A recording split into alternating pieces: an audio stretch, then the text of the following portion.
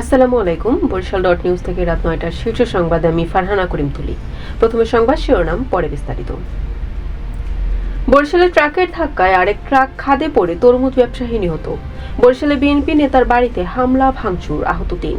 বরিশালে পাওনা টাকার জেরে যুবদল ছাত্রদল নেতাকে কুপিয়ে জখম। পটুয়াখালীতে ঋণ পরিশোধে ব্যর্থ জোরপূর্বক পঞ্চম শ্রেণীর ছাত্রীকে বিয়ে। বরিশালে ১৩ ড্রাম চাপিলা মাছ জব্দ, ৩ ইজি বাইক চালককে জরিমানা। ঈদকে সামনে রেখে বরিশালে পুলিশ ও র্যাবের অতিরিক্ত নজরদারি। বরিশালে ক্রেতা সেজে পণ্য কিনতে গিয়ে ফেঁসে গেলেন জাল টাকার কারবারি। ঈদের আগে মুরগির দাম কেজিতে বাড়ল ৪০ টাকা। এতক্ষণ শুনলেন সংবাদ শিরোনাম, এখন বিস্তারিত। বরিশালের বাকেরগঞ্জে ট্রাকের ধাক্কায় তরমুজ বোঝাই আরেকটি ট্রাক খাদে পড়ে গেছে। এতে খাদে পড়া ট্রাকটিতে থাকা তরমুজ ব্যবসায়ী সেলিম মারা গেছেন।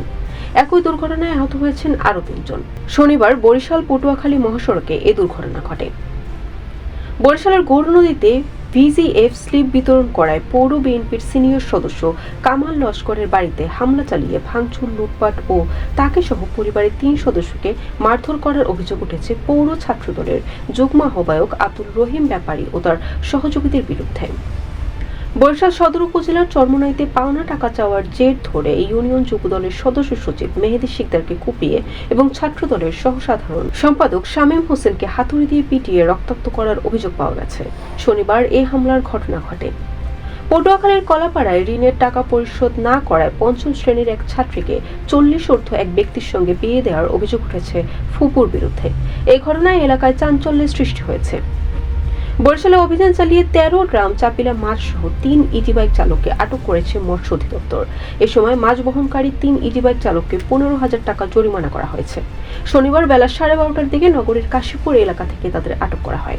ঈদ উল ফিতরকে সামনে রেখে বরিশাল মহানগরীর নিরাপত্তা নিশ্চিত করতে নিয়মিত টহল ও নজরদারির পাশাপাশি আর্মড পুলিশ ব্যাটালিয়ন সহ অতিরিক্ত প্রায় ৩০০ সশস্ত্র পুলিশ নিয়োগ করা হয়েছে।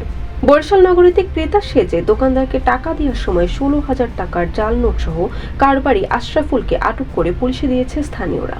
শনিবার বিকালে নগরীর পুরানপাড়ার মতাশা এলাকায় এই ঘটনা ঘটে। রমজানের শেষে এসে বরিশালের বাজারে বেড়েছে মুরগির দাম।